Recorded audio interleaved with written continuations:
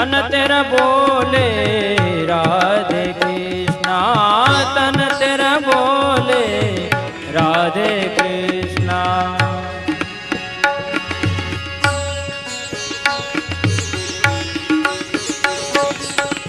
मन तेरा बोले राधे कृष्णा, तन तेरा बोले राधे कृष्णा।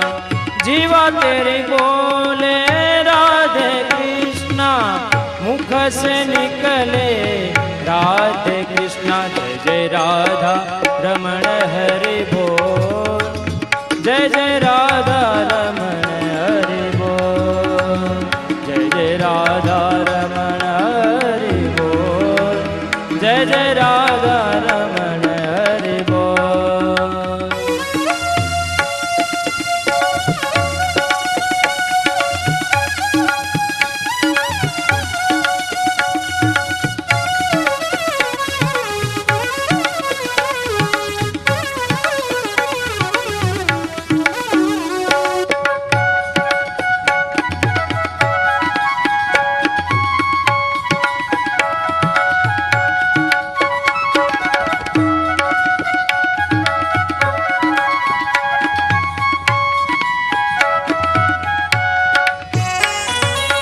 पल के तेरी बोले राधे कृष्णा, पल के तेरी बोले राधे कृष्णा।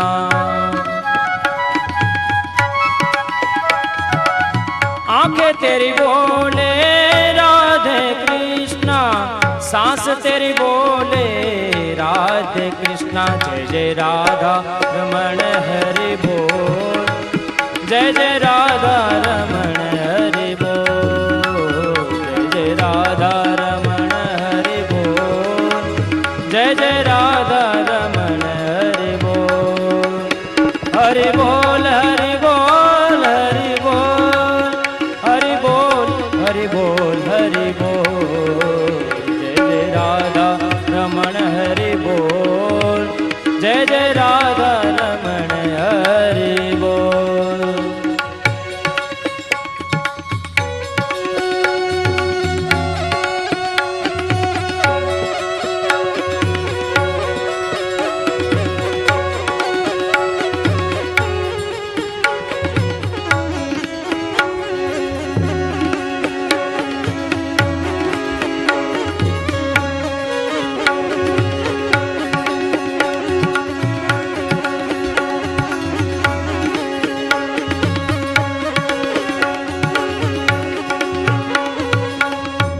जन बोले राधे कृष्णा, गुनी जन बोले राधे कृष्णा। हम सब बोले राधे कृष्णा, सब जग बोले राधे कृष्णा। जय जय राधा रमण हरि बोल, जय जय राधा रमण हरि बोल, जय जय राधा रमण हरि बोल, जय जय राधा रमण हरि बोल। हरि बोल हरि बोल हरि बोल, हरि बोल हरि बोल हरि बोल, जय जय राधा रमण हरि बोल, जय जय राधा रमण हरि बोल, जय जय राधा रमण हरि बोल, जय जय राधा रमण हरि बोल।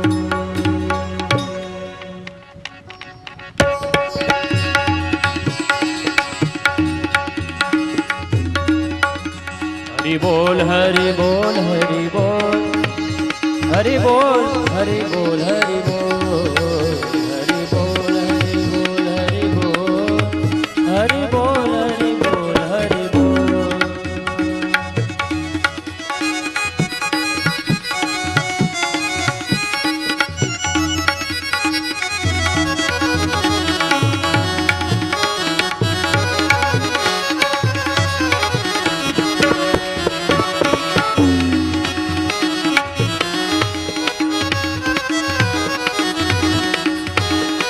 राधा रमण हरि बोल, जय जय राधा रमण हरि बोल।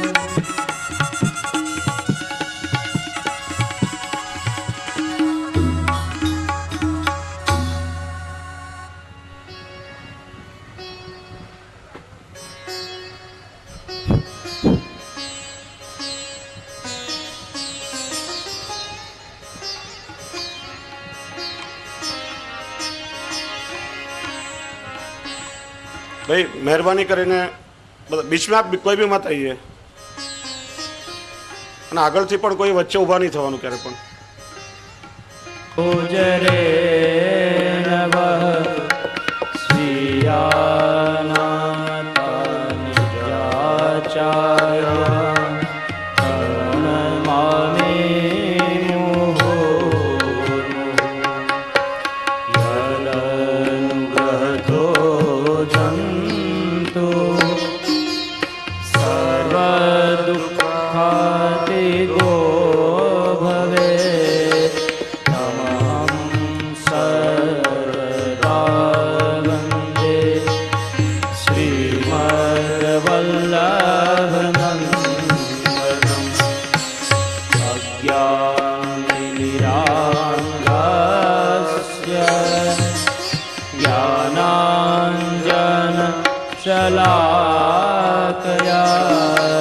ચક્ષુરુન્મીલિतं येन तस्मै श्रीगुरवे नमः.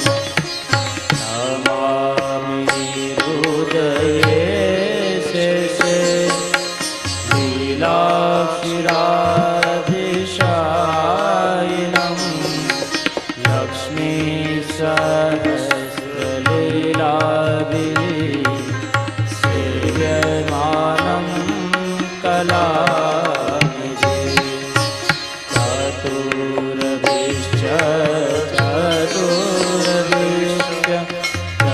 चतुर्भिश्च त्रिभिस्तथा षड्भिर्विराजते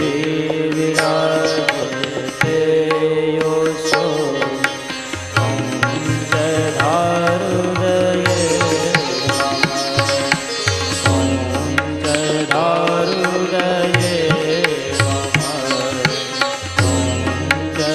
पञ्चधारुदये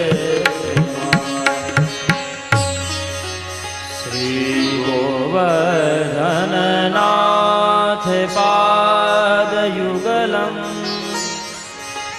अय्यं गवीनप्रियम्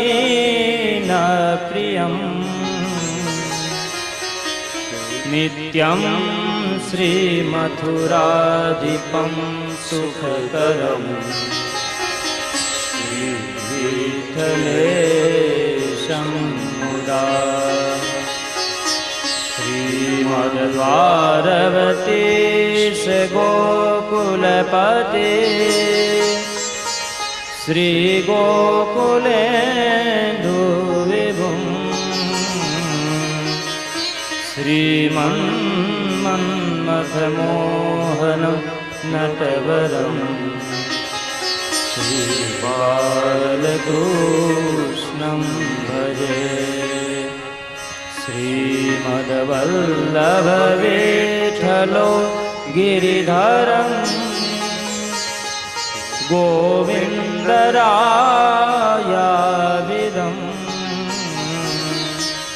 श्रीमद्बालकृष्ण गोकुलपति नाथं रघूणां तथा. एवं श्रीयदुनायकं किल घन श्यामं च तद्वंशजान् कालिन्दीं स्वगुरुं गिरिं गुरुविभुं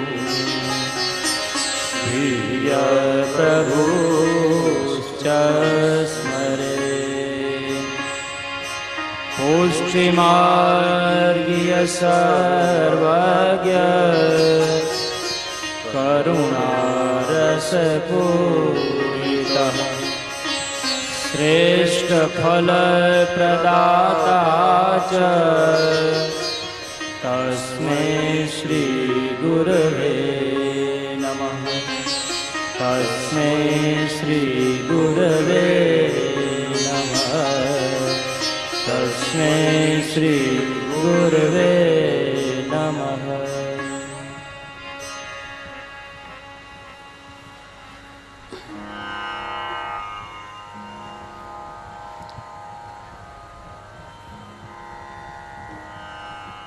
સમગ્ર મનોરથી પરિવાર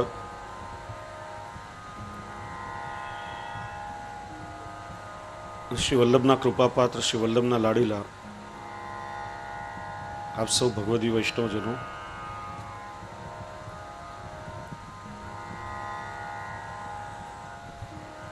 ગત 4 દિવસોમાં શ્રી હરિરાય પ્રભુ ચરણે નિરૂપણ કરેલા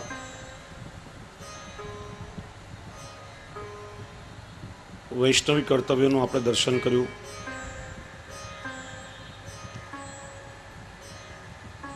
આપણે ચર્ચા કરતા હતા કે ભગવત સેવા કરવા માટે જે ભાવના કરવી જોઈએ,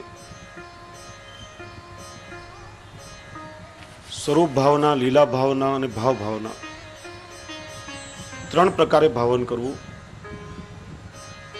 અને એ ભાવન માટે હૃદય વિશુદ્ધ થવું જોઈએ. હૃદય વિશુદ્ધ ક્યારે થાય? કે જ્યારે વિપ્ર યોગાગ્નિ સ્વરૂપ શ્રી વલ્લભનું અને શ્રી વિઠ્ઠલેશનું મનમાં ધ્યાન કરીએ.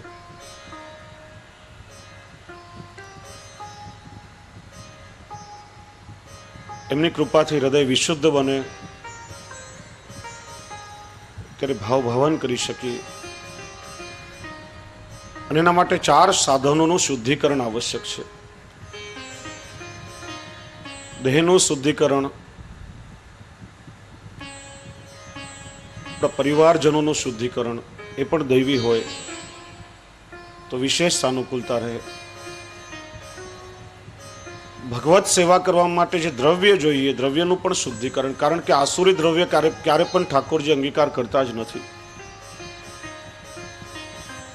જે દૈવી દ્રવ્ય હોય એનો જ ભગવત સુખાર્થે વિનિયોગ થઈ શકે છે. અને ચોથું સાધન છે આપણું મન. મન પણ વિશુદ્ધ હોવું જોઈએ. મગજ અને મન આ બંને વસ્તુઓ જુદી જુદી છે. મગજ એ કોષ રૂપ છે અને મન એ વિચાર રૂપ છે. આપણે એક્સરે કઢાવીએ, એક્સરેમાં મગજ આવે પણ મન ક્યારે પણ આવી શકે નહીં. કેવલ વિચાર રૂપ છે.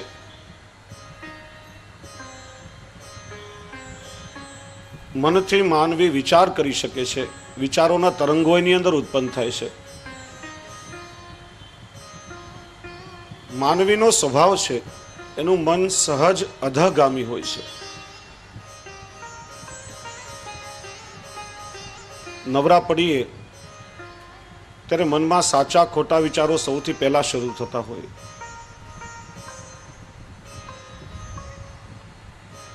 જેમ જલનો સ્વભાવ છે કે પાણીને જમીન ઉપર રેડીએ ત્યારે નીચાણવાળા ભાગ તરફ હંમેશા ગતિ કરે, એ રીતે માનવીનું મન સહજ અધગામી હોય છે.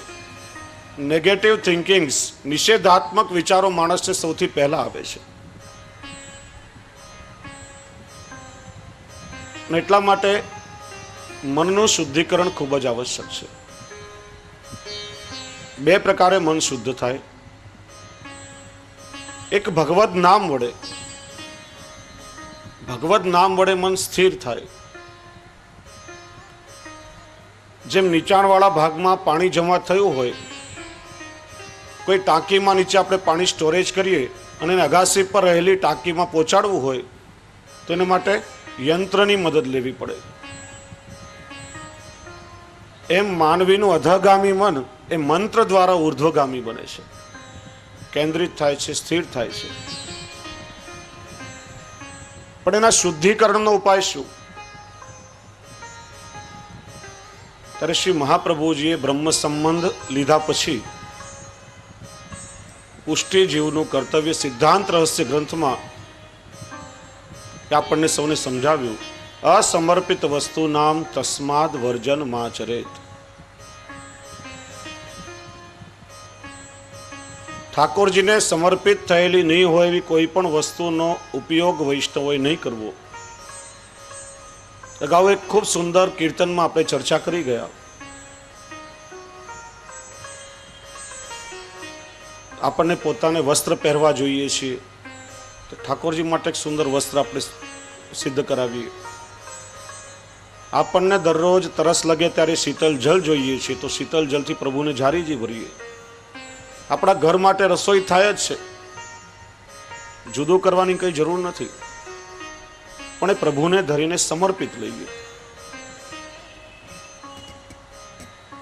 શ્રી મહાપ્રભુજીની આજ્ઞા સૂત્રાત્મક છે.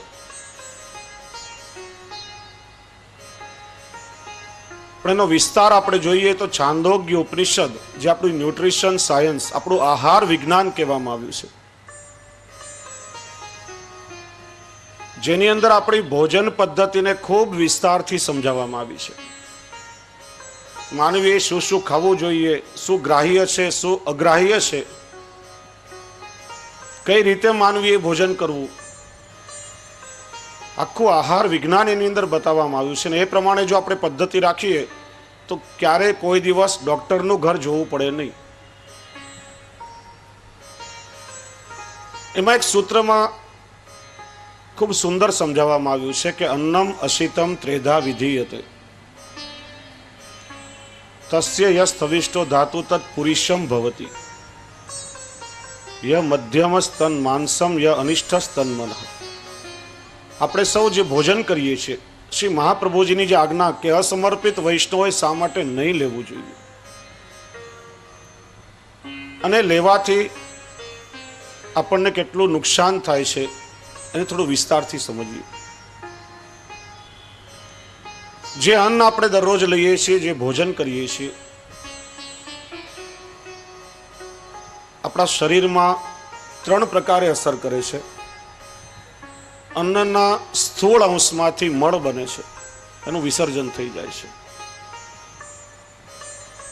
અન્નના મધ્ય ભાગમાંથી શરીરનું માંસ બને છે, આપણા શરીરની સાથે રહે છે, શરીરની રચના એ પ્રમાણે થાય છે. અને અન્નના સૂક્ષ્મ અંશમાંથી માનવીનું મન નિર્મિત થાય છે. જલ પીએ આપણે, જલમાંથી માનવીના પ્રાણ બને છે, અને અન્નમાંથી આપણું મન નિર્મિત થાય છે. એટલા માટે જ આપણે ત્યાં કહેવતો પડી છે, જેવો અન્ન તેવો ઓડકાર, જેવું અન્ન તેવું મન. માનવી જેવા પ્રકારનું ભોજન ગ્રહણ કરે છે, એમાંથી એનું મન નિર્મિત થાય છે, અને એવા જ વિચારના આંદોલનોની અંદર ઉત્પન્ન થાય છે. આપણે રાજસી કે તામસી ખોરાક આહાર લેતા હોઈશું તો સ્વભાવ પણ એવો તામસી બનશે. ઠાકોરજીને આપણે ત્યાં ક્યારે પણ તામસી પદાર્થો ભોગ ધરવામાં આવતા જ નથી. ઠાકોરજીને આપણે ત્યાં હંમેશા સાત્વિક અન્ન જ સામગ્રી ભોગ ધરવામાં આવે છે. અને સાત્વિક ભોજન જો આપણે કરશું, પ્રભુને ધરીને સમર્પિત લઈશું, તો વિચાર શુદ્ધિ થશે, મન આપણું ખૂબ જ પવિત્ર બનશે, અલૌકિક ભાવો પ્રગટ થશે.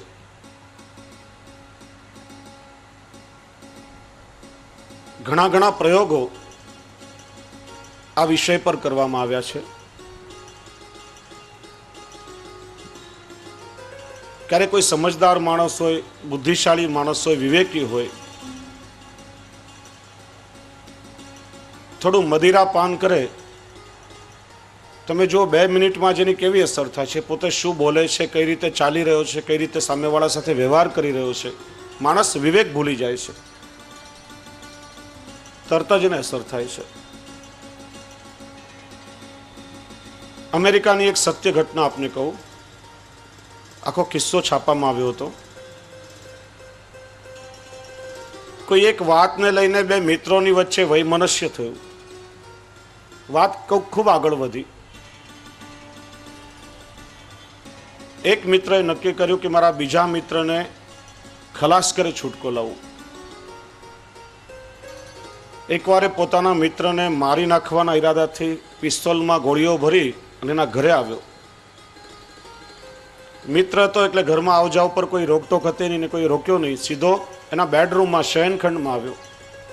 ત્યારે એનો પહેલો મિત્ર સૂતેલો હતો, નિદ્રાધીન હતો. શાંત મુખમુદ્રા જોઈને પહેલા વિચાર કર્યો કે આમ પણ એને મારી નહીં નાખું તો મારું શું બગાડશે, શા માટે કોઈની હત્યા કરું. બહાર આવીને થોડી વાર પોર્શમાં બેઠો અને ખિસ્સામાંથી એક ચીરૂટ કાઢીને સળગાવી. 2-4 ચીરૂટના શ્વાસ ખેંચ્યા હશે તો તરત જ એની અંદર પાછા વિચારના આંદોલનો બદલાયા. ઊભો થયો, મિત્રના બેડરૂમમાં આવી ખિસ્સામાંથી પિસ્તોલ કાઢી ધરાધડ ગોળીઓ છોડીને એને ખલાસ કરી નાખ્યો. પછી પોલીસે એને પકડ્યો ત્યારે એને કબૂલ પણ કર્યું કે હું એને નહીં મારી નાખવાનું હતું, પણ જેવી મેં ચીરૂટ પીધી એટલે તરત જ મારી અંદર વિચારોમાં પરિવર્તન આવ્યું, તામસ એકદમ વધ્યું અને એટલે એને મારવાનો વિચાર મક્કમ થયો. જે માણસો તામસી આહાર લેતા હશે એના સ્વભાવ પણ એવા જ તામસી હશે અને અનેક વખત આપણને અનુભવ થયો છે. એટલા માટે આપણે વિચાર કરવો જોઈએ કે એક તો ઠાકોરજીને ધરી અને જે સમર્પિત ભોજન મહાપ્રસાદ સ્વરૂપે આપણે લઈએ છીએ. જો વૈષ્ણવ, પ્રસાદ શબ્દના 2 અર્થ થાય છે. પ્રસાદ એટલે પ્રસન્નતા અને પ્રસાદ એટલે કૃપા.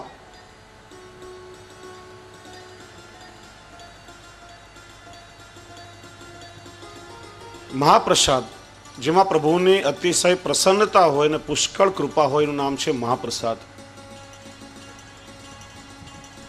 આ વાત નીકળી ત્યારે 1-2 વસ્તુ એ પણ સમજાવું કે આપણે ત્યાં ઠાકોરજી જે પણ વસ્તુને ગ્રહણ કરે છે, જે વસ્તુ ભગવત સંબંધિત થાય છે, સ્વયં ભગવત સ્વરૂપ બની જાય છે.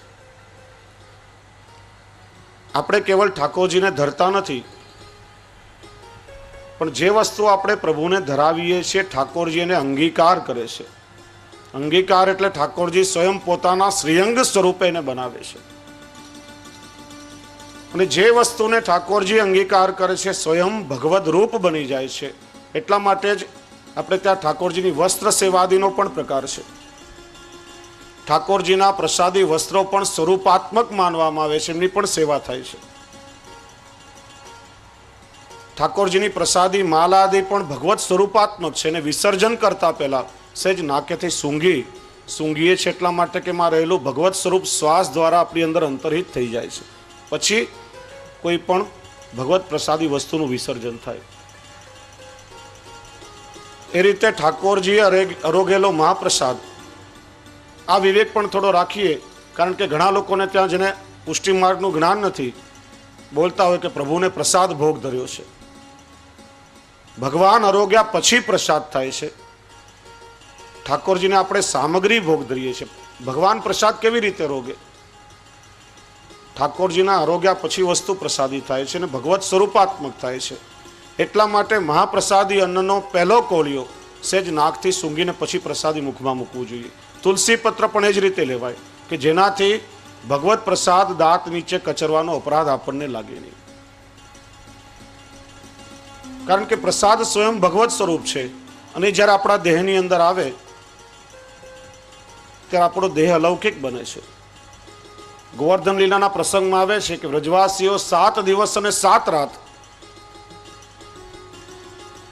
ગિરિરાજ ગોવર્ધનના છત્ર નીચે ઠાડા રહ્યા. પ્રભુએ એમને રક્ષણ આપ્યું. 7 દિવસ પ્રભુએ ગોવર્ધન ધારણ કર્યો. તો આ 7 દિવસ વ્રજવાસીઓને ઊંઘ, ભૂખ, થાક, આ શરીરના દેહના ધર્મો બધા બાદ કેમ નહીં કરી શક્યા હોય? શ્રી મહાપ્રભુજી સુબોધનીજીમાં એનો ખુલાસો પણ આપે છે કે ગોવર્ધન સ્વરૂપે ઠાકોરજી સ્વયં જ્યારે અન્નકૂટ અરોગ્યા અને ત્યાર પછી વ્રજવાસીઓએ મહાપ્રસાદ લીધો હતો અને એટલા માટે એમના દેહ અલૌકિક બની ગયા. એમને તનુનવત્વની પ્રાપ્તિ થઈ. એટલા માટે દેહના ધર્મો એમને પણ બાદ કરી શક્યા નથી. એ ભાવથી આપણે મહાપ્રસાદ લઈએ તો થોડો આપણે વિવેક વિચારીએ કે ઠાકોરજીને ધરી અને સમર્પિત અન્ન આપણે લઈએ એમાં અને હોટલ, રેકડી, ગલ્લે, લારીમાં જ્યાં ત્યાં ગમે તેવો ગામનો એઠવાડો આપણે લોકો ખાતા હોઈએ, આ બંનેમાં કેટલો મોટો તફાવત રહેલો છે. અને એટલા માટે જ આપણા ગ્રંથો આપણને સમજાવે છે કે ભોજનમાં 5 પ્રકારનું શુદ્ધિકરણ હોવું જોઈએ. જે સામગ્રીઓ આદિ આપણે લાવીએ 5 પ્રકારનું શુદ્ધિકરણ થાય ત્યારે કહેવાય કે અન્ન પવિત્ર છે. સૌથી પહેલા અન્ન પવિત્ર, ત્યાર પછી જે પાત્રોમાં ભોજન રંધાય ને જે પાત્રોમાં ભોજન કરીએ એ પાત્ર પવિત્ર હોવા જોઈએ. ત્રીજું શુદ્ધિકરણ, સ્થાનનું શુદ્ધિકરણ. જ્યાં રસોઈ રંધાય અને જ્યાં આપણે ભોજન કરીએ સ્થાન પવિત્ર.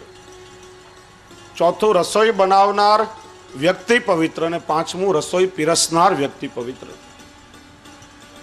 5 પ્રકારની પવિત્રતા જળવાય ત્યારે કહેવાય કે અન્ન પવિત્ર છે. અને એવું અન્ન ઠાકોરજીને ધર્યા પછી સમર્પિત લઈએ ત્યારે અલૌકિક ભગવત સ્વરૂપે બને છે અને ત્યારે આપણા વિચારોને અલૌકિક બનાવે છે. જે 84 અને 252 વૈષ્ણવો સમર્પિત લેતા હતા એમના વિચારોમાં ને આજે આધુનિક સમયમાં આપણા વિચારોમાં કેટલો જમીન આસમાનનો ફરક છે. આજે આપણી સમગ્ર જીવન શૈલી ઉપર આપણા ભોજનની ખૂબ ઊંડી અસર થઈ રહી છે, પણ એ વસ્તુનો સૂક્ષ્મ અંદાજ આપણને નથી અને એટલા માટે થોડું આપણે એનો વિચાર કરીએ. સૌથી પહેલા અન્નનું શુદ્ધિકરણ. અનાજ, કરિયાણું આદિ હોય એમાં કોઈ જીવાત ન હોય, કાંકરાદી વીણી પવિત્રતાપૂર્વક એનો ઉપયોગ કરીએ, કે શાકભાજી કે ફળાહાર ઇત્યાદિ હોય તેમાં કોઈ જીવજંતુ ન રહી જાય એ પ્રમાણે એને ખાસા કરી શુદ્ધ કરી એ જોઈને પછી એનો ઉપયોગ કરવો જોઈએ. બહારથી લાવીને સીધો આપણે ઘરમાં એનો ઉપયોગ નથી કરતા.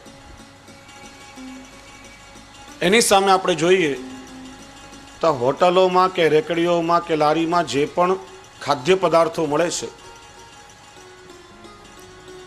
એ અન્નનું શુદ્ધિકરણ બરાબર થાય છે ખરા? છેલ્લામાં છેલ્લી ક્વોલિટીનો પદાર્થ એ લોકો વાપરતા હોય છે. લગભગ 6-1 વર્ષ પહેલા મુંબઈમાં જ એ ગ્રેડની કહેવાતી એવી 30 જેટલી હોટલોમાં હેલ્થ અને ન્યુટ્રિશન ડિપાર્ટમેન્ટે દરોડા પાડ્યા અને છાપામાં એનો આખો અહેવાલ છપાયો ત્યારે લોકોના મોઢામાંથી અરેરાટી નીકળી ગઈ.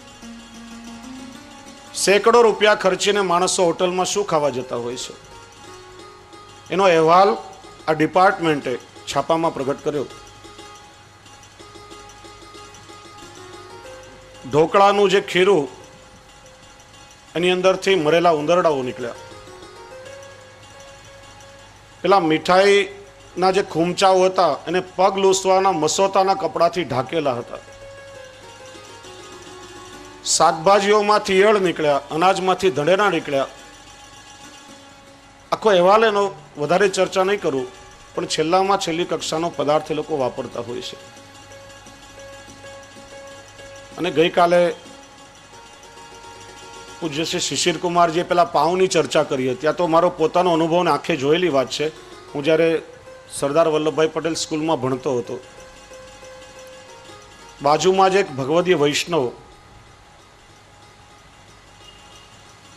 મરજાદી વૈષ્ણવ, પરમ ભગવદી કમળાબેન એમનું નામ, દરરોજ 3 વાગે રિસેસ પડે 2 મિનિટના અંતર એમનું ઘર, એટલે દોડીને તરત જ એમને ત્યાં જાઉં અને ઠાકોરજીને ધરીને સુખડી આદિ રાખી મૂકે મારા માટે અને પછી રિસેસમાંથી પાછો ઘરે આવું ત્યારે રસ્તામાં એક બેકરી પડતી હતી અને એની પાસે થઈને નીકળવાનું હોય ત્યારે મારી નજરે ઘણીવાર જોયું છે કે મોટા ગોળ કુંડાળામાં લોટ મૂકીને 5-7 મજૂરો પોતાના પગેથી એને ખૂંદતા હોય ને પસીનાના રેલાઈમાં ચાલ્યા જતા હોય અને છતાંય લોકોને આ બધી વસ્તુ ભાવતી હોય છે. ડિપાર્ટમેન્ટે હમણાં સાબિત કર્યું કે આ પેલા પાણીપુરીના બનાવેલા પાણીમાં ખાટો તીખો તતરમરિયો સ્વાદ આવવા માટે ઓક્ઝેલિક એસિડ નામનું તત્વ ઉમેરવામાં આવે છે. સ્વાદ આપણને લાગે પણ એનાથી માણસના થાઇરોઇડને ઘણું નુકસાન થાય છે અને ભવિષ્યમાં કેન્સર થવાની સંભાવના પણ ઊભી રહેતી હોય છે. ફરસાણની દુકાનોમાં આ ગાંઠિયા અને ફાફડાને જે તેલમાં બનાવે એ તેલ ઉકળીને પેલા કારના ઓઇલ જેવું ઘટ્ટ થઈ જાય ત્યાં સુધીનો ઉપયોગ ચાલુ રહેતો હોય છે. એમાં એક્રોઇન નામનું ઝેરી તત્વ રસાયણ બની જતું હોય છે જે માણસના સ્વાસ્થ્ય માટે ઘણું ખતરનાક સાબિત થાય છે. તો કોઈ પણ પ્રકારે માણસના સ્વાસ્થ્ય સાથે એ લોકોને તો કંઈ લેવા દેવા નથી, કારણ કે એમને તો વ્યવસાય કરવો છે, કમાવા માટે એ લોકો કરે છે. પ્રજાનું જે થવું હોય તે ભલે થાય. અન્નની પવિત્રતા ત્યાં જળવાતી નથી. છેલ્લામાં છેલ્લી કક્ષાનો પદાર્થ એ લોકો ઉપયોગમાં લેતા હોય છે. અન્નનું શુદ્ધિકરણ આવશ્યક છે. બીજું શુદ્ધિકરણ,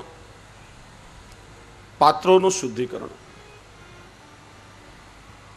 આપણે ત્યાં ખાસા કરવાનો, માંજવાનો, તપાવા આદિનો વિશેષ પ્રકાર ભગવત સેવામાં આવે છે.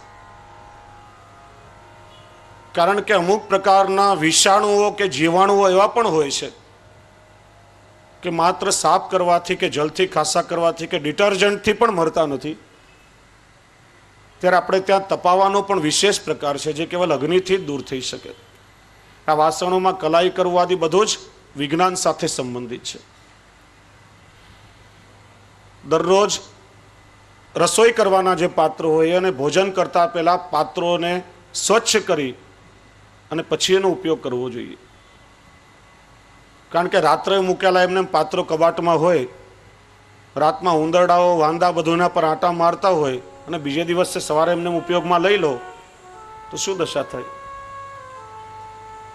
તો એની સામે તમે જુઓ, મોટા ભાગે આ રેકડીઓમાં જે ડીશમાં લોકો જમતા હોય એ ડીશનું શુદ્ધિકરણ કેવી રીતે થાય છે? આવું એક મોટું બ્રહ્મકુંડ જેવું પાત્ર હોય, એક માણસે ખાધેલી ડીશ એની અંદર જબોળી એક કપડું એમ મારીને પછી એ જ ડીશમાં બીજાને ખવડાવવામાં આવે. એની અંદર એટલો જૂઠવાડો તો રહેતો જ હોય છે, એમાં શુદ્ધિકરણ કઈ રીતે થઈ શકવાનું? અમારે ત્યાં સૌરાષ્ટ્રમાં જ્યારે દુષ્કાળ પડેલો, 5 રૂપિયે બાલટી પાણી મળે. હવે એમાંથી પેલા રેકડીવાળા પોતાનો વ્યવસાય ચલાવવો હોય તો એને પાણીનો બગાડ પોસાય કેવી રીતે?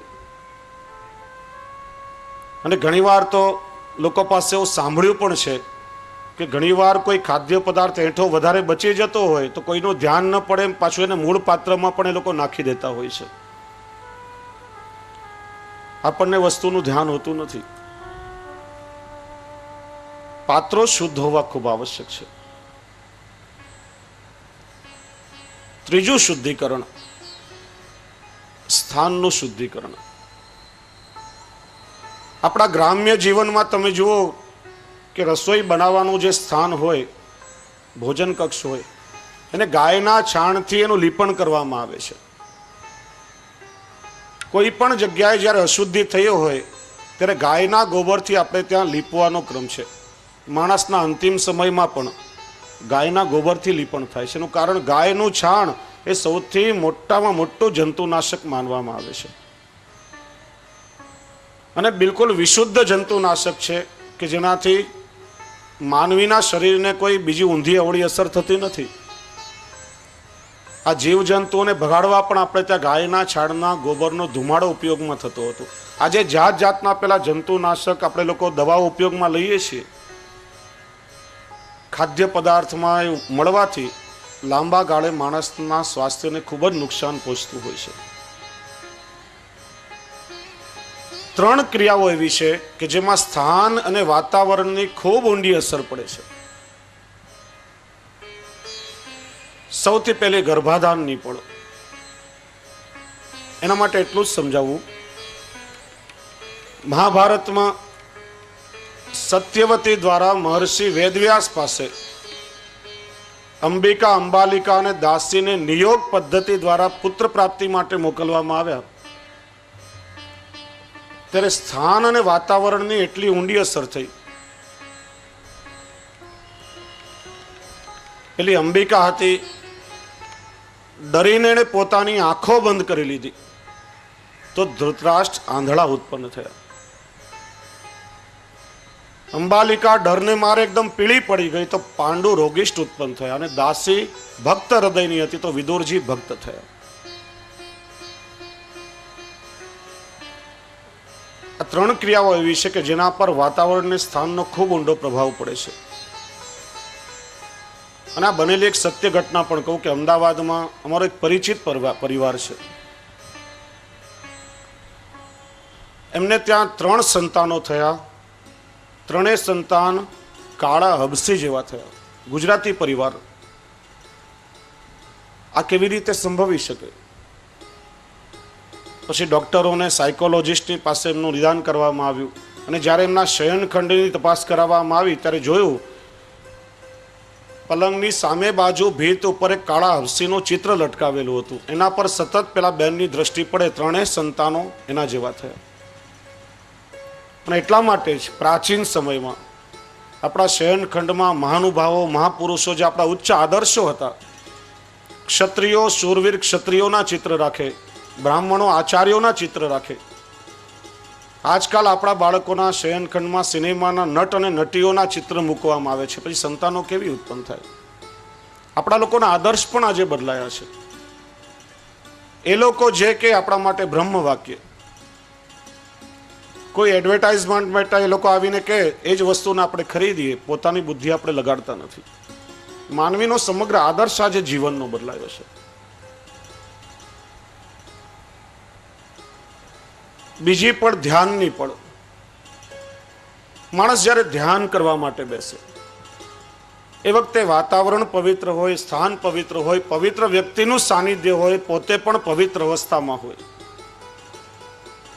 અને એ વખતે જો ઊંડું ધ્યાન લાગે તો ત્યારે ને ત્યારે સાક્ષાત્કાર થઈ શકે. પણ કોઈ પણ પ્રકારની અપવિત્રતા સર્જાય તો વર્ષો સુધી બેસીને ભલે ને ધ્યાન કરો, પ્રભુનો સાક્ષાત્કાર ક્યારે પણ નહીં થાય. અને ત્રીજી ભોજનની પણ. ભોજનનો જે સમય છે એ વખતે આપણા દેહ અને ઇન્દ્રિયો ભૂખ્યા થયા હોય છે. વાતાવરણમાંથી સત્વ અને તત્વ ઝીલવા માટે અધીરા થયા હોય છે. અને એ વખતે સ્થાન અને વાતાવરણનો ખૂબ ઊંડો પ્રભાવ આ ક્રિયાઓમાં પડતો હોય છે. એટલા માટે સ્થાનનું શુદ્ધિકરણ ખૂબ આવશ્યક છે. વિજ્ઞાન પણ કહે છે કે કોઈ એક વ્યક્તિ કોઈ એક સ્થાનમાં જઈને બેસે, 60 કલાક સુધી એના શરીરના પરમાણુઓ, એના ઇલેક્ટ્રોન્સ વાતાવરણમાં અસ્તિત્વમાં જીવતા રહેતા હોય છે.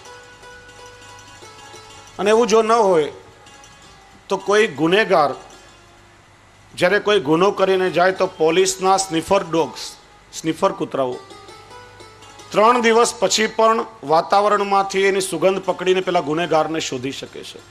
60 કલાક સુધી માનવીના ઇલેક્ટ્રોન્સ, એના પરમાણુઓ વાતાવરણમાં અસ્તિત્વમાં જીવંત રહેતા હોય છે.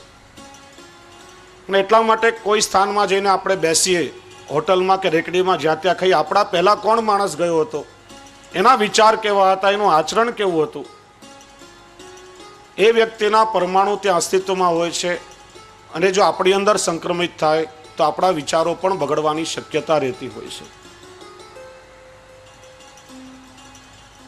એટલા માટે કહેવાય છે કે ભોજન અને ભજન તો હંમેશા ભોજન અને ભજન એકાંતમાં કરવા જોઈએ. આપણે ત્યાં કહેવાય છે નાના બાળકને પણ એકાંતમાં બેસાડી અને મા બાળકનું પેટ ભરતી હોય છે. મારા બાળકને કોઈની નજર તો નહીં લાગી જાય ને. હવે આજના આધુનિક માણસો શું કહેશે, આ નજર બજર તે કંઈ કોઈની લાગતી હશે, આ તો બધી વેવલી વાતો છે. પણ વિજ્ઞાને સિદ્ધ કર્યું છે કે અમુક પ્રકારના રોગના વિષાણુઓ ખાલી દ્રષ્ટિથી સંક્રમિત થાય છે. માણસનો સ્વભાવગત દોષ, પોતાનો માણસનો સ્વભાવ હંમેશા દ્રષ્ટિ દ્વારા પ્રગટ થાય છે. કોઈ બહુ પ્રેમી માણસ હોય, તમે જો એની આંખમાં કેટલી કોમળતા અને પ્રેમ હશે, અને તામસી માણસની આંખોમાં જ હંમેશા આમ તામસ ઝલકતું હશે. પશુઓમાં પણ તમે જુઓ, ગાય ઘોડો જે શાકાહારી પશુઓ છે એના મુખ ઉપર જ કેટલી પ્રેમાળતા, એની આંખમાં તમને કોમળતા મળશે. વાઘ, વરુ, સિંહ, બિલાડી આ બધું જોશો, એની આંખમાં કેટલું તામસ તમને મળશે. અમુક પ્રકારના વિષાણુઓ દ્રષ્ટિ દ્વારા સીધા સંક્રમિત થતા હોય છે. અને એટલા માટે તમે જો પેલો કન્જસ્ટિવાઇટિસ નામનો આંખ આવવાનો રોગ થયો હોય, કંઈ કરવાની જરૂર નથી. ખાલી આંખની સામે જોઈ લો તમે, એકને આંખ આવી હોય તો આખા ગામમાં એ રોગ ફેલાઈ જાય. ત્યારે માણસે ચશ્મા પહેરવા પડે. અને મહાભારતના પ્રસંગમાં જોઈએ તો યુદ્ધ શરૂ થઈ ચૂક્યું હતું. કૌરવોના એક પછી એક મહારથી, રથી, અતિરથી સેનાપતિઓ હણાતા હતા. ભીષ્મ પિતામહ હજી સુધી યુદ્ધના મેદાનમાં આવ્યા નથી. ત્યારે દુર્યોધન મામા શકુનીને પૂછે છે કે આ પિતામહ પાંડવોના પક્ષપાતી લાગે છે. જો ભીષ્મ પિતામહ યુદ્ધના મેદાનમાં આવે તો એક જ દિવસમાં યુદ્ધ પૂરું થઈ જાય. એમને તો ઈચ્છા મૃત્યુનું વરદાન છે. આ પિતામહને યુદ્ધ કરવા માટે કઈ રીતે તૈયાર કરવા? શકુનીએ ઉપાય બતાવ્યો કે ભીષ્મ પિતામહ જ્યારે ભોજન લઈ રહ્યા હોય ત્યારે કોઈ ચંડાલની દ્રષ્ટિએ એમના ભોજન ઉપર કરાવવામાં આવે તો એમની બુદ્ધિ બગડ્યા વગર નહીં રહે. દુર્યોધને કહ્યું કે પિતામહ તો એકાંતમાં ભોજન કરે છે, ત્યાં કોઈ પણ વ્યક્તિ જઈ શકે નહીં, ચંડાલને ત્યાં કઈ રીતે લઈ જવું? શકુનીએ બીજો ઉપાય બતાવ્યો. બીજા કોઈની જરૂર ક્યાં છે? તારા જેવી મલિન વૃત્તિ કોની? પિતામહ જ્યારે ભોજન કરી રહ્યા હોય તારે જઈને એમના ભોજનમાં દ્રષ્ટિ કરી દેવાની. અને બીજા દિવસે પિતામહ જ્યારે ભોજન કરી રહ્યા હતા અને દુર્યોધને આવીને માત્ર એમના ભોજનમાં દ્રષ્ટિ કરી અને એમના વિચારો બદલાયા છે. આવતીકાલે કાં તો હું રહીશ અથવા તો અર્જુન રહેશે. એટલા માટે જ ઠાકોરજીને પણ ભોજનના સમયમાં ટેરો કરી દેવામાં આવે છે. ભોજન અને ભજન હંમેશા એકાંતમાં કરવું જોઈએ. એકાંતનો સમય, કોઈની પણ દ્રષ્ટિ, વ્યક્તિનો સ્વભાવ કેવો છે, એના વિચારો કેવા છે, આપણી અંદર દ્રષ્ટિ દ્વારા પણ સંક્રમિત થઈ શકે છે. અને એટલા માટે જ ભગવાન શ્રી કૃષ્ણ જ્યારે સંધિ કરાવવા માટે આવ્યા ત્યારે દુર્યોધનના ઘરનો 56 ભોગ ભગવાને છોડ્યો. એને આરોગ્યો નથી, પણ વિદુર ત્યાં જઈને ભગવાને ભાજી ખાવાનું પસંદ કર્યું છે. દુર્યોધન કો મેવા ત્યાગ્યો, શાક વિદુર ઘર ગાઈ, સબસે ઊંચી પ્રેમ સગાઈ. ભગવાન વિદુરજીને ત્યાં જઈ શાક આરોગ્યા છે. અને પ્રસંગ તમને યાદ છે ને કે ભગવાન અચાનક પધાર્યા. વિદુર પત્ની તો ભગવાનને જોઈને એકદમ આવેશમાં અને આનંદમાં આવી ગયા. વિચાર્યું કે પ્રભુને શું રોગાવું. પ્રભુએ કહ્યું, કાકી મને ભૂખ લાગી છે, જે પણ ઘરમાં હોય તે જલ્દી લાવો, મારે પાછું ઉતાવળે જવું છે. એ વખતે ઘરમાં કંઈ નહીં હતું, ફક્ત કેળા હતા. અને વિદુરજીના પત્ની એટલા આનંદમાં આવી ગયા કે આનંદના આવેશમાં કેળા ફેંકીને ભગવાનને છાલ રોગાવા લાગ્યા. પછી જ્યારે વિદુરજી આવ્યા ત્યારે એમના પત્નીએ કહ્યું, ને વિદુરજી જોયું કે તમે ભગવાનને રોગાવ્યું છે, અહીં તો કેળા પડ્યા છે, છાલ ક્યાં છે બધા કેળાની? ત્યારે એમને જ્ઞાન થયું કે મેં ભગવાનને છાલ રોગાવી, પ્રભુ રોગ્યા. અને મને લાગે છે કે ત્યારથી જ કદાચ એવું બન્યું હશે, કારણ કે ભગવાન કેળાની છાલ અરોગ્યા છે અને એટલા માટે ભગવાનનો પ્રસાદ થયો. કોઈનો પણ પગ ભૂલથી પડે તો એને દંડવત કરવા જ પડે, કારણ કે ઠાકોરજીને અરોગ્યા છે. દુષ્ટના ઘરનું અન્ન ખાવાથી પણ આપણી બુદ્ધિ બગડે છે. ગોવર્ધન લીલામાં સુખદેવજી મહારાજને આશ્ચર્ય થયું છે કે ઇન્દ્ર સત્યગુણનું સ્વરૂપ છે અને ભગવાન તો ઇન્દ્રના પણ ઇન્દ્ર છે. તો ઇન્દ્ર શું ભગવાનના સ્વરૂપને ઓળખી નહીં શક્યો હોય? ભગવાનની સામે થયો છે, ભગવાન માટે અપશબ્દ બોલે છે. શ્રી મહાપ્રભુજી સુબોધનીજીમાં એનો ખુલાસો આપે છે કે વ્રજવાસીઓ જે ઇન્દ્રયાગ કરતા અવૈદિક યજ્ઞ હતો અને અવૈદિક યજ્ઞનો નિષિદ્ધ બલિ ઇન્દ્રએ ખાધો હતો. પોતાના અધિકાર વગરનું અન્ન એણે ખાધું હતું, એટલા માટેની બુદ્ધિ બગડી છે અને ભગવાનની પણ સામે થયું છે. ચોરી કરેલું અન્ન, વાસી અન્ન, બીજી વખત રાંધેલું અન્ન, પોતાના અધિકાર વગરનું અન્ન, રાંધેલું અન્ન બજારમાંથી વેચાતું લઈએ પણ શાસ્ત્રમાં દોષ બતાવ્યો છે. ફક્ત એને ભોજન બીજાને કરાવી શકાય, કાચું અન્ન ખરીદી શકાય, પણ રાંધેલું અન્ન કેવલ એને દાન કરી શકાય, બીજાને ભોજન કરાવી શકાય. આ બધા દૂષિત અન્ન છે. અને આવા પ્રકારના જે અન્ન ખાય છે એ માણસની બુદ્ધિ અવિવેકી બને છે, મનમાં તામસી વિચારો આવી શકે છે, સમગ્ર જીવન પર એની અસર પડે છે. એટલા માટે સ્થાન અને વાતાવરણનું શુદ્ધિકરણ પણ ખૂબ જ આવશ્યક છે. ચોથી અને પાંચમી પવિત્રતા, રસોઈ બનાવનાર વ્યક્તિની અને રસોઈ પીરસનાર વ્યક્તિની પવિત્રતા પણ આવશ્યક છે. કારણ કે જે લોકો રસોઈ બનાવે ને જે પીરસે એના હાથનો સતત સ્પર્શ પહેલા અન્નને થતો હોય છે. હવે થોડો વિજ્ઞાનનો સંદર્ભ લઈએ કે આપણા જે માથાના વાળ છે, મસ્તિષ્કના વાળ, એ વાતાવરણમાંથી ઉર્જા ગ્રહણ કરે છે. એનર્જી કલેક્ટ કરે છે. અને એટલા માટે જ બ્રાહ્મણો શિખાનું બંધન કરે છે. અહીં નાનું મગજ આવેલું છે, એ કોમ્પ્યુટરના હાર્ડ ડિસ્કની જેમ મેમરીને સ્ટોર કરવાનું કાર્ય કરે છે. અત્યારની જેમ નોટબુકો, પેન્સિલ, કોમ્પ્યુટર એવું પહેલાંના સમયમાં કંઈ નહીં હતું. ગુરુકુળમાં ગુરુ એકવાર ખાલી શીખડાવે ને એકવાર સાંભળેલું વિદ્યાર્થીએ જીવનભર યાદ રાખવું પડતું હતું. આ બ્રાહ્મણો અને વૈષ્ણવ એટલા માટે શિખાબંધન કરતા હતા. વૈષ્ણવે પણ ખાસ શિખા ધારણ કરવી જોઈએ. માથાના વાળ વાતાવરણમાંથી ઉર્જા ગ્રહણ કરે અને આપણા આંગળાના, હાથના આંગળાના ટેરવા અને પગના આંગળાના ટેરવામાંથી પોઝિટિવ અને નેગેટિવની જેમ એ ઉર્જાનું સતત વહન થતું હોય છે. અને એટલા માટે જ આપણે ત્યાં ટચ થેરેપી કહેવામાં આવે છે, સ્પર્શ વિજ્ઞાન. ઠાકોરજીની સેવામાં ઘણી બધી પદ્ધતિ છે. કોઈ આરતી કરે ત્યારે આપણે એને હાથ લગાડીએ છીએ, કોઈ જારીજી ભરે ત્યારે આપણે એને હાથ લગાડીએ છીએ, કોઈ વ્યક્તિ કોઈ સેવાકીય કાર્ય કરે ત્યારે આપણે એને હાથનો સ્પર્શ કરીએ છીએ. એનું કારણ કે માણસનું જે શરીર છે ઇલેક્ટ્રોનનું વાહક છે. કોઈ માણસને કરંટ લાગે અને આપણે એને અડીએ ત્યારે તરત જ આપણને પણ ઇલેક્ટ્રિકનો ઝટકો લાગે છે. કોઈ સારું કાર્ય કરી રહ્યું હોય ને આપણે વખતે એને સ્પર્શ કરીએ ત્યારે સારા તરંગો, પવિત્ર તરંગો આપણને પ્રાપ્ત થાય છે અને એનાથી આપણને ફાયદો થાય છે. અને એટલા માટે સિદ્ધાંત રહસ્યના 5 દોષોમાં શ્રી મહાપ્રભુજીએ સ્પર્શ જ દોષ પણ બતાવ્યો છે. અપવિત્ર વસ્તુ અને વ્યક્તિને અડકવાથી દોષ લાગે છે.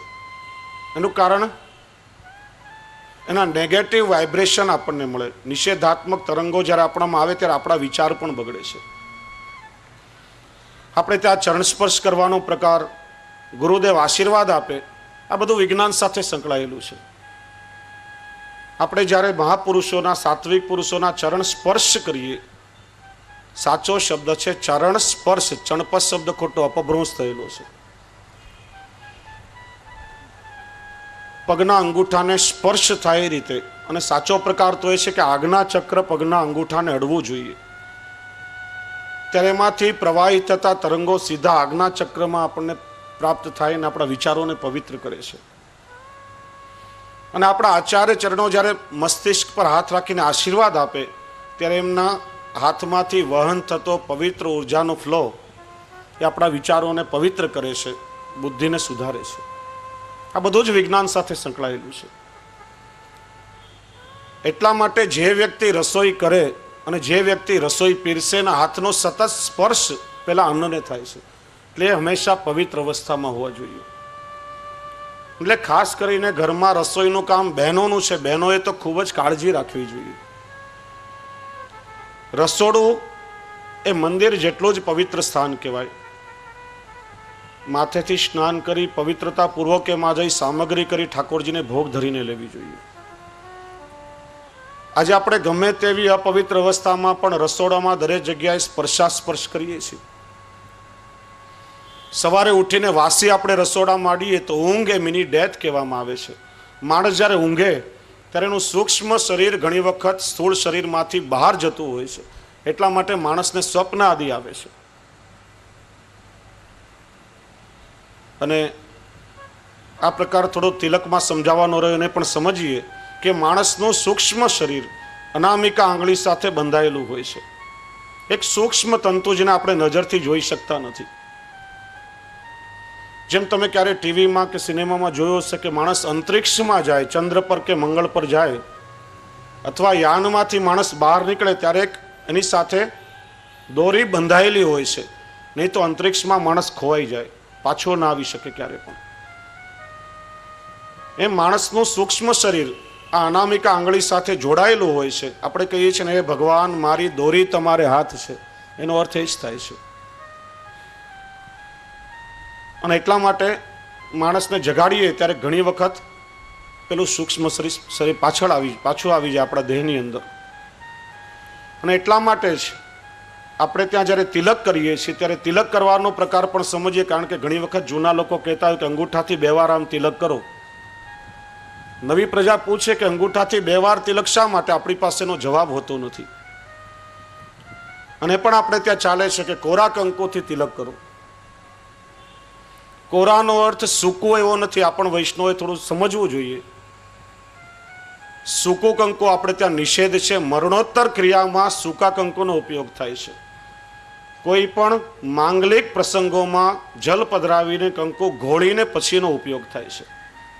ઠાકોરજીને પણ આપણે ત્યાં ઘોળેલા કંકુથી તિલક થાય છે. સૂકું કંકુ નિષેધ છે. કોરાનો અર્થ શું થાય? કોરું એટલે વગર વાપરેલું, જેનો આપણે ઉપયોગ કર્યો નથી. વસ્ત્ર કહીને કોરા વસ્ત્ર છે.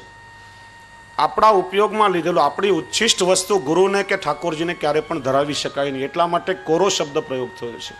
ત્યાં કોરાનો અર્થ સૂકું એવો નથી. ને તિલક કરવાનો પ્રકાર પણ એ છે કે અનામિકા આંગળીથી ચાંદલો કરી અને પછી અંગૂઠાથી એને ઉર્ધ્વ પુંડ્ર કરવા માટે 2 વખત તિલક થાય છે. 2 વાર અંગૂઠાથી નહીં, તો પાછળથી પ્રકાર ચાલ્યો કે 2 આંગળા આપણા બગડે કંકુથી. એટલા માટે અંગૂઠાથી આમ 2 વાર આપણે ઘસી નાખવાનું. અનામિકા આંગળીથી ચાંદલો કરી અને પ્રેક્ટિકલી સમજાવું. દરેક આંગળીના નામ છે. તર્જની, મધ્યમાં, આનું કનિષ્ઠિકાનું અંગુષ્ઠ, આંગળીનું નામ જ નથી. એટલા માટે શું કહેવાય? અનામિકા, નામ વગરની. ને તમે આ રીતે જોશો, દરેક આંગળી આપણા પોતાના કંટ્રોલમાં છે. તમે એને સ્વતંત્ર હલાવી શકો. આ આંગળીને આપણે સ્વતંત્ર હલાવી શકતા નથી. ભગવાનના કંટ્રોલમાં છે. અને દરેક ભગવત કાર્ય માટે અનામિકા આંગળીનો ઉપયોગ થાય છે. એટલા માટે એનાથી ચાંદલો કરી અંગૂઠાથી ઉર્ધ્વ પુંડ્ર કરવા માટે એ રીતે તિલકની પદ્ધતિ હતી. પણ ઘણી બધી જૂની વાતો આપણે ત્યાં હોતા ચલતાની જેમ ચાલ્યા કરીને આપણે લોકો સમજ વગર કરવા લાગે. આપણને એની સમજણ નથી. તો માણસનું સૂક્ષ્મ શરીર એની સાથે જોડાયેલું હોય છે. ઊંઘ એટલે મિની ડેથ કહેવામાં આવે છે, જેને એક પ્રકારનું સૂક્ષ્મ સૂતક ગણવામાં આવે છે. એટલા માટે ઊંઘમાંથી જાગી સ્નાન કર્યા સિવાય કોઈ પણ પવિત્ર કાર્ય કરવું આપણે ત્યાં નિષેધ માનવામાં આવે છે. અને બહેનોએ કોઈ પણ અપવિત્ર અવસ્થામાં, ખાસ કરીને માસિકની, રજસ્વલાની અવસ્થા, આજે આપણે બધી વસ્તુ માનવા તૈયાર થતા નથી. આજના બહેનો કહેશે ભગવાને આ 3-4 દિવસ આરામ કરવા માટે આપ્યા છે, બધું પાળવાની અમારે શું જરૂર? આ તો કુદરતી બધી ક્રિયાઓ હોય છે. પણ હમણાં અમેરિકામાં એના ઉપર પણ સંશોધન કરવામાં આવ્યું. એક મેડિકલ દવા બનાવતી કંપનીમાં, ફાર્માસ્યુટિકલ કંપનીમાં એના પર સંશોધન થયું. એક ખંડની અંદર 4-5 બહેનો પવિત્ર અવસ્થામાં હતા, બીજા ખંડમાં માસિકની અવસ્થામાં હતા. આ બંને પાસે દવાની શીશીઓમાં ગોળીઓ ભરાવી, શીશીઓને સીલ કરીને 20 દિવસ પછી આ બંને, ત્યારે માસિકવાળા અવસ્થામાં જે બહેનો હતા એમના હાથે જે દવાની ગોળીઓ ભરે એમાં રીસરની ફૂગ લાગી ગઈ હતી.